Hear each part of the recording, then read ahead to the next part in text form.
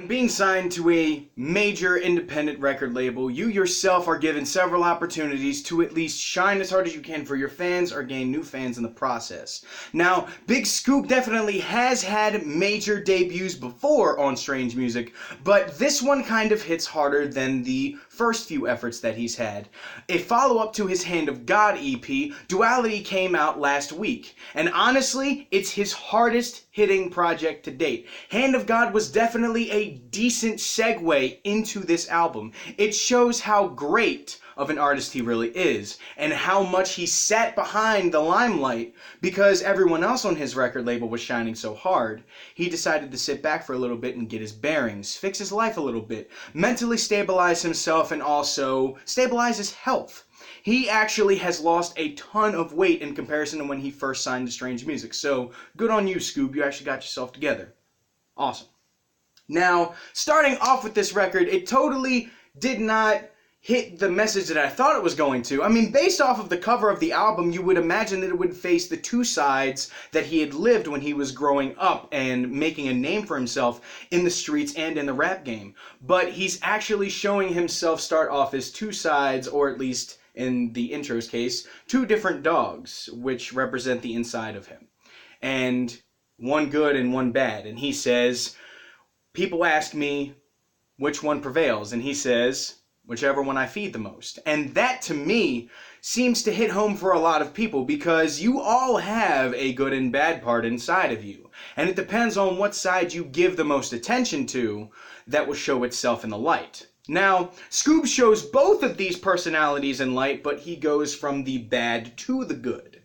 Now, starting off the record, he definitely hits hard because he's on his grind. And this is a sample from his Push Start verse, if I'm not mistaken.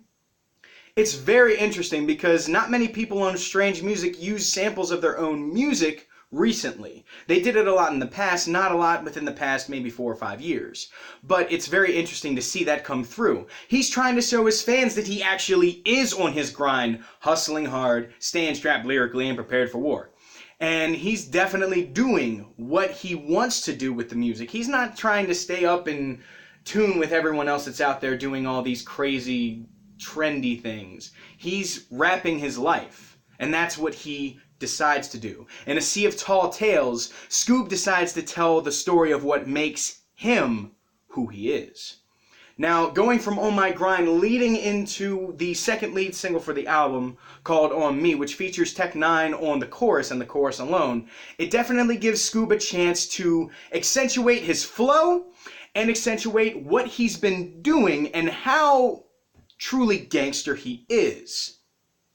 He's a very versatile MC, at least what he's been showing himself to be on the last couple records that he's been coming out with, and the few features that he's done within the past couple years.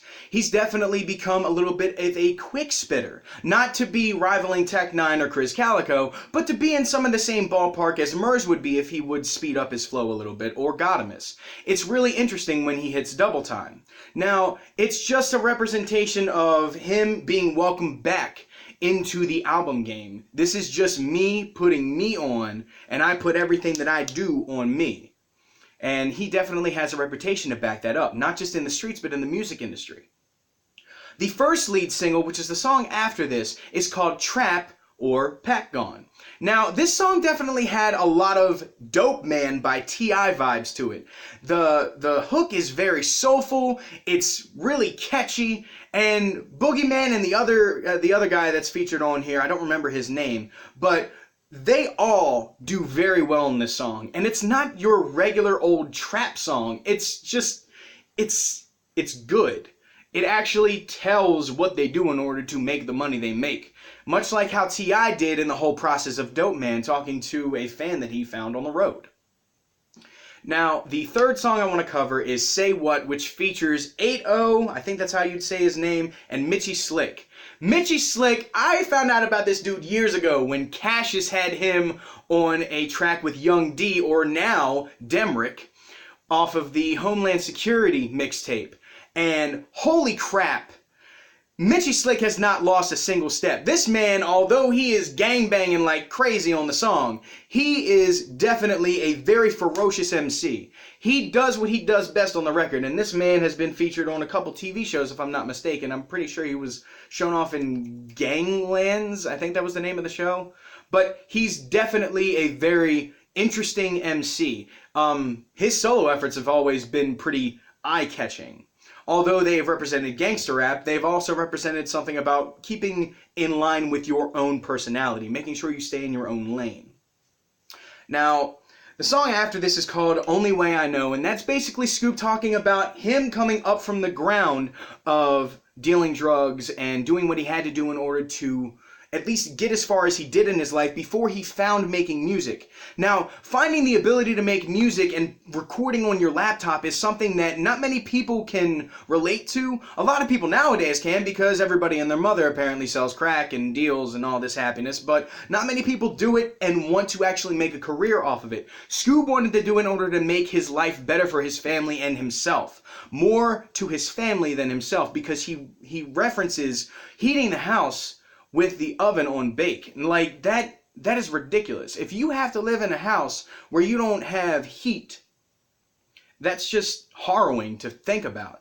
Being homeless is something that not many people I know, and not many people that I know of in the music industry had to deal with growing up. There are some artists that definitely cover the topic, like King ISO, Twisted Insane, and even at one point, there are other artists that like big artists, big name artists that have been homeless at one point. I'm pretty sure there was a stint where M was homeless for at least a short span of time when his mother was going. I don't really remember all of the people, but it's strange whenever you hear somebody talk about the things they had to do in order to keep themselves from freezing to death or starving to death.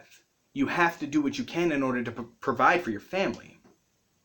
Now, Still Here is after that song, and this seems like it could have been on Hand of God, because the song is so soulful, and the guy nowadays that's on the hook sounds a lot like Irv the Phenom, who was a frequent collaborator of Strange Music Representatives in the mid-2000s.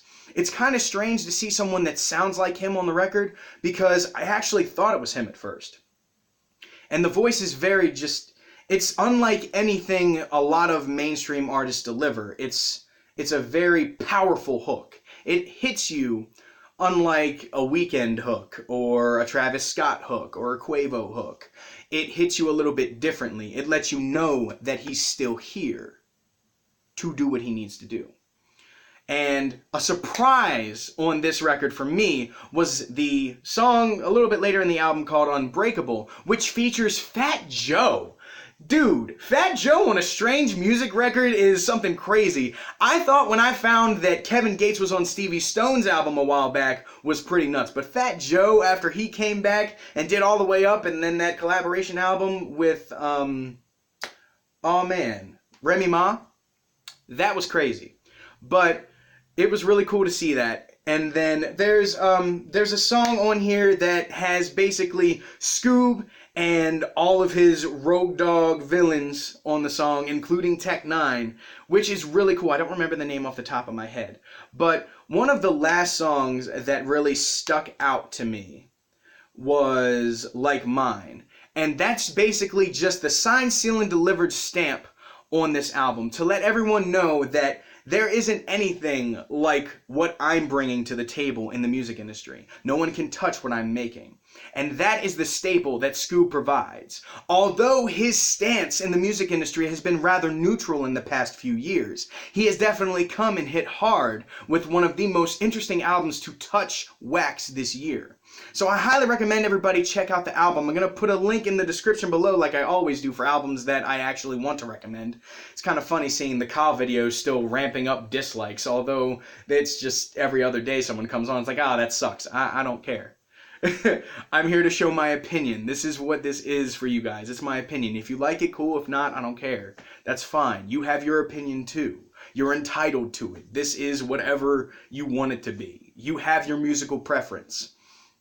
Now, on next Friday, I'm going to be reviewing the brand new King ISO album, Dementia. I am so stoked about this record. You guys have no idea. I've listened to that record like 6 times today. It is crazy. But until next Friday, I'll leave everybody with that as a little bit of a segue to that. I hope you guys enjoy your weekend, and if you want to, subscribe to the channel, because I don't think I've been saying that enough in these videos.